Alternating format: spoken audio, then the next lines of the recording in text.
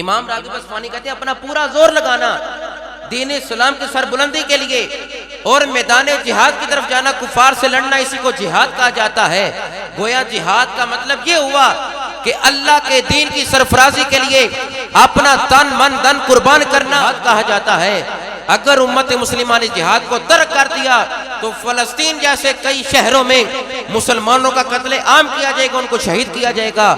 آج ہمیں ضرورت ہے تو جہاد بن نفس کی ضرورت ہے، آج ہمیں ضرورت ہے تو جہاد بن سیف کی ضرورت ہے، آج ہمیں ضرورت ہے تو جہاد بن مال کی ضرورت ہے، آج ہمیں ضرورت ہے تو جہاد بن عمل کی ضرورت ہے، آج ہمیں ضرورت ہے تو جہاد بن علم کی ضرورت ہے۔ یہ تمام قسم کے جہاد جب ہمارے اندر آ جائیں گے اللہ دین کو سرفرازی عطا فرما دے گا۔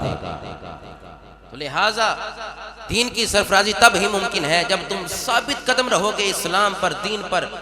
جب سارا زور کفر کے سامنے، اگر آپس میں ہی اپنا نیزہ اپنے بھائی کے سینے پر اتارو گے تو کفار کی طرف تمہارا رعب کیا رہے گا؟ اگر اپنے ہی عزیز کو اپنے ہاتھوں سے اس کا گریبان چاک کرو گے تو یہود و نصارہ پر تمہارا دبدبہ کیسا رہے؟ بھائیوں کے سینوں کو چاک کرنے کے بجائے کفار کی طرف رعب کرو، ان کی طرف اپنا دبدبہ بڑھاؤ، پتہ چلے گا تم ہی حقیقی مسلمان ہو۔ کفار کی طرف اپنا دبدبہ بڑھاؤ۔ محبوب کونین صلی اللہ علیہ وسلم سے سوال کیا گیا، آپ فرمائیں کہ جہاد کس کو کہتے ہیں، جہاد کیا ہے؟ نبی علیہ السلام سے سوال کیا جا رہا ہے کہ قرآن نے تو کہا کہ تمہیں اگر نجات مل سکتی ہے تو وہ جہاد بالقلب سے نجات مل سکتی ہے۔ تم جہاد کرتے رہو، جہاد بھی سیف کرتے رہو، جب کفار تمہارے سامنے آ جائے تم لڑنے سے دریغ نہ کرو، لڑائی کرو ان کے ساتھ اور اسلام کا پرچم بلند کرو۔ جہاد ہے کیا؟ نبی علیہ السلام نے فرمایا جو قوانین الہیہ کی حاکمیت قائم کرنے کے لیے لڑائی کی جائے اسی کو جہاد کہا جاتا ہے۔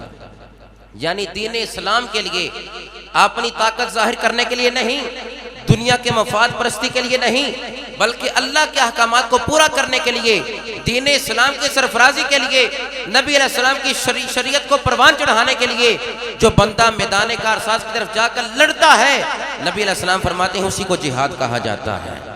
اللہ کی حدود کو قائم کرنے کے لیے لڑنا، اسی کو جہاد کہا جاتا ہے۔ تمام تجارتوں سے بہترین تجارت یہ ہے کہ تم جہاد کرو۔ کیوں؟ کہ مجاہد اللہ سے مغفرت بھی طلب کر لیتا ہے اور اللہ اسے جنت بھی عطا فرما دیتا ہے۔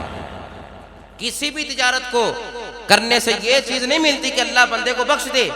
دنیا کا مال و متاع تو تمہیں مل سکتا ہے۔ فلسطین بھائیوں کی طرف دیکھ کر ذرا ایک خیالات تصورات کی دنیا میں جاؤ کہ وہ بلک رہے ہیں پیاسے، وہ تڑپ رہے ہیں اپنے خون کے رنگ میں، وہ پکار رہے ہیں کہ کوئی صلاح الدین ایوبی آئے، وہ دیکھ رہے ہیں کہ کوئی محمد بن قاسم آئے، وہ دیکھ رہے ہیں کوئی نور الدین زنکی جیسا جذبہ لے کر اسلام کا پرچم بلند چاہتے ہو تو اپنے اس دل کے اندر جہاد کی طاقت کو پیدا کرو۔ اللہ تمہیں اس دنیا میں بھی کامیابی عطا فرما دے گا، آخرت کے میدان میں بھی کامیابی عطا فرما دے گا۔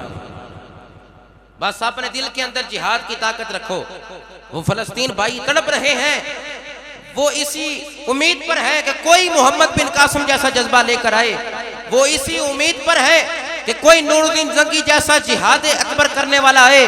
وہ تڑپ رہے ہیں، وہ پکار رہے ہیں، ان کی صدائی یہی ہے کہ کوئی قرآن پر عمل کرنے والا ہے، احکامات الہیہ کی پاسداری کرنے والا ہو، جس کے دل میں مسلمانوں کا پیار ہو، جہاد بھی سیف کرنے والا اللہ اس کو طاقت عطا فرمائے۔ وہ تڑپ رہے ہیں، دعا کرو کہ اللہ ان مسلمانوں کی غیبی مدد فرمائے۔